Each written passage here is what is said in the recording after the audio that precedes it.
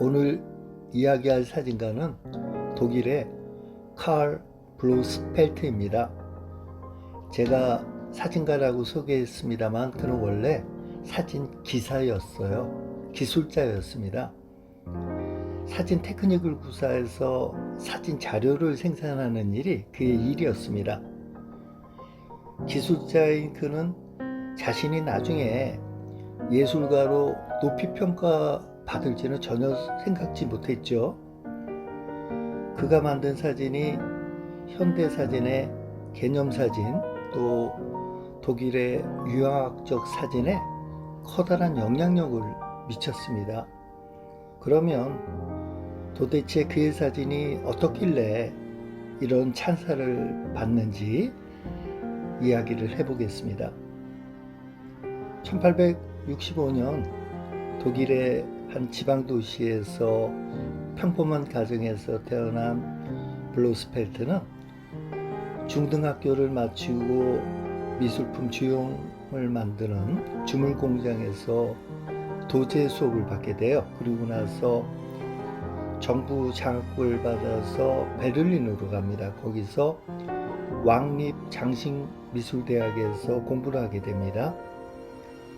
그는 이때 사진을 배웠고요. 그리고 이 학교 교수인 모리츠 모이러 교수의 눈에 들게 됩니다.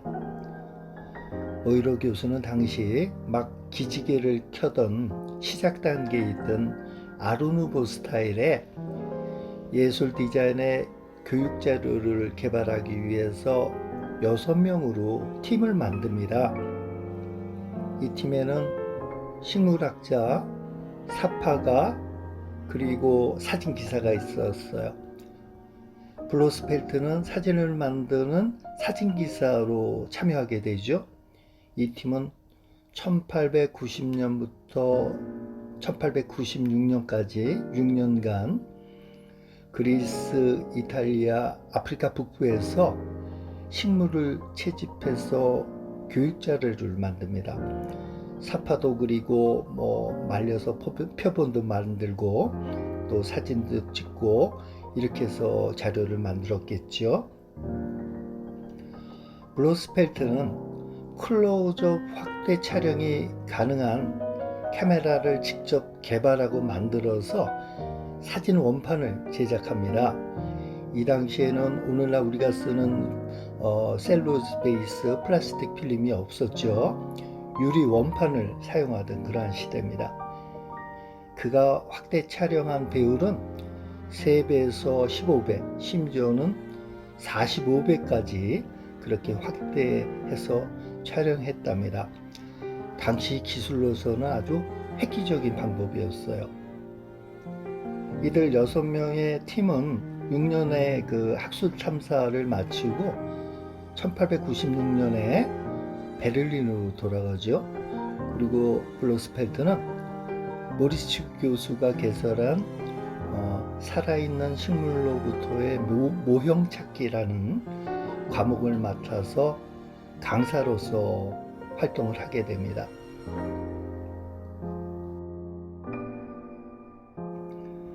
그러면 그가 만든 식물 사진이 어떠하길래 당시의 미술계를 흥분시켰으며 또 현대사진에까지 영향력을 끼쳤는가에 대해서 한번 살펴보기로 하겠습니다. 그 사진의 특성을 보면 제일 주목할 부분이 예술적 미적 기능을 의도적으로 제거하고 자료로서의 역할을 목표로 해서 제작되었다는 점입니다. 우리는 보통 촬영할 때 예술적인 화면을 만들기 위해서 구도라든지 또 라이팅 그리고 포커싱 같은 사진적인 테크닉을 동원해서 대상을 극적으로 보여주죠. 그렇게 해서 사진에 힘을 실어주는 그러한 시도를 하면서 작품을 만듭니다. 그런데 블로스펠트는 자신이 만든 사진이, 자료 사진이 예술작품이 되기보다는 실용적인 역할만 감당하는 그런 자료를 만들려고 사진을 만들었습니다. 그런데 참 아이러니컬하게도 예술성을 의도적으로 배제하고 자료로서의 역할만 목표로 했던 그의 사진이 당시 미술계에서 새로운 예술, 혁신적인 예술로 주목받게 됩니다. 블로스펠트의 사진이 세상에 알려지게 된 것은 그의 식물사진집이 1929년에 예술의 원형이라는 타이틀로 독일에서 출간하게 됐어요. 이 책은 발간되자마자 폭발적인 반응을 낳으며 영어 불어로 번역되면서 당시의 세계적인 베스트셀러가 됩니다. 그의 사진집이 인기를 끌었던 이유는 당시의 미술계 시대적 상황을 우리가 알면은 이해하기가 좀 쉬울 것 같습니다. 당시에 신중물주의가 태동하던 시기였어요. 이 신중물주의는 이 이전의 이즘, 표현주의에서 보여주었던 주관적, 환상적 경향을 배제하고 사물에 대한 냉정한 관찰과 정확한 묘사를 강조하는 그런 이즘입니다. 예술계의 새로운 바람이었던 이 신중물주의자들은 자신들이 주장했던 이념에 딱 맞는 그런 작품이 등장한 것이죠. 그래서 이들은 블로스펠트의 사진에 열광했던 것입니다. 블로스펠트는 중세부터 르네상스까지 그 시대에 제작된 식물도감을 참고로 해서 사진을 제작해왔는데요. 여기에는 그만의 독특한 개성이 들어가 있습니다. 부드러운 자연광, 확산광을 이용해서 대상의 입체감을 강조했고요.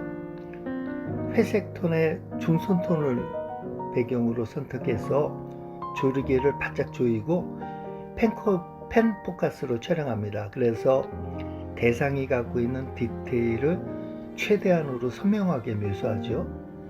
또 일부분을 클로즈업해서 그 식물만이 갖고 있는 형태적 특성을 강조합니다. 이렇게 자신이 만드는 엄격한 틀 안에서 제작된 블로스펠트의 식물사진은 기존의 식물 도감하고 차별화된 그런 모습을 갖게 되었죠. 또 이전 예술에서 다루지 않았던 표본화된 식물이라는 이 새로운 오브제는 새롭고 신선한 대상이 돼서 예술의 영역으로 진입하게 되죠. 그의 사진은 조금 밋밋하고 건조하다고도 볼 수가 있는데 이 사진들은 현대에서 개념사진과 모습이 상당히 유사합니다.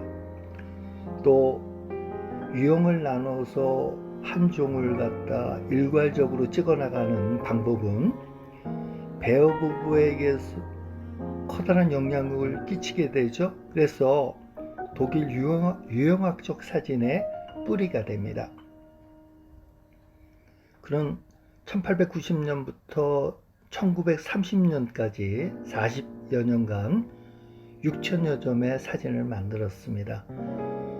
오늘날의 시각으로 보면은 그의 사진이 특별할 것이 없다고도 볼 수가 있어요. 하지만 지금 이 이야기는 100년도 더 된 100년 전의 시대의 이야기입니다.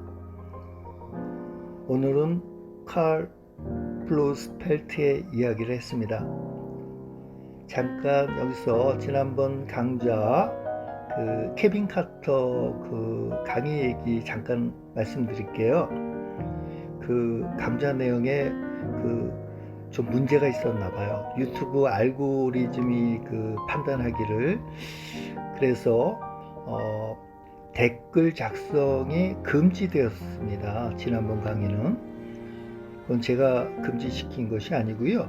똑똑한 유튜브 알고리즘이 그 AI 걔가 판단한 것이죠. 여러분들이 조금 의아하셨을 것 같아서 말씀을 드립니다. 앞으로는 강좌 내용에 좀 더 제가 신경을 써야 될 것 같다는 그런 생각을 했었습니다.